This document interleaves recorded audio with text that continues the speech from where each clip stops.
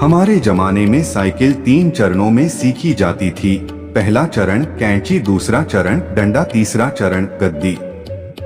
तब साइकिल की ऊंचाई 24 इंच हुआ करती थी, जो खड़े होने पर हमारे कंधे के बराबर आती थी। ऐसी साइकिल से गद्दी चलाना मुनासिब नहीं होता था।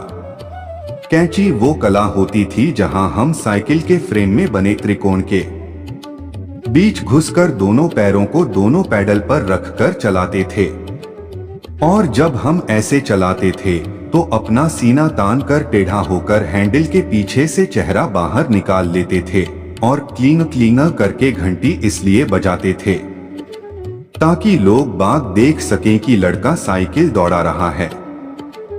आज की पीढ़ी इस एडवेंचर से महरूम है। उन्हें नहीं पता कि 8-10 साल की उम्र में 24 इंच की साइकिल चलाना जहाज उड़ाने जैसा होता था। हमने ना जाने कितने दफे अपने घुटने और मुंह तोड़वाए हैं, और गजब की बात यह है कि तब दर्द भी नहीं होता था। गिरने के बाद चारों तरफ देखकर चुपचाप खड़े हो जाते थे, अपना हाफ कच्छा पोंछते हुए।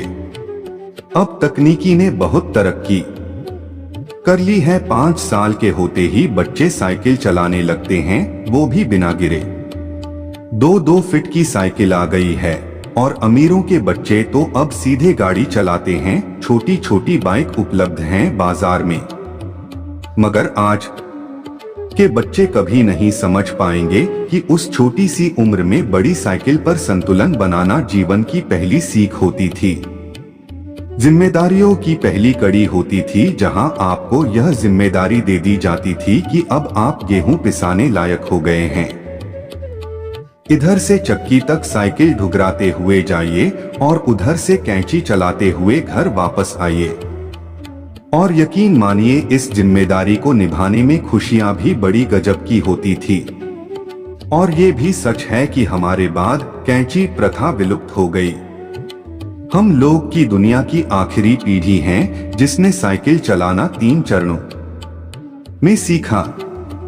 पहला चरण कैंची, दूसरा चरण डंडा, तीसरा चरण गद्दी।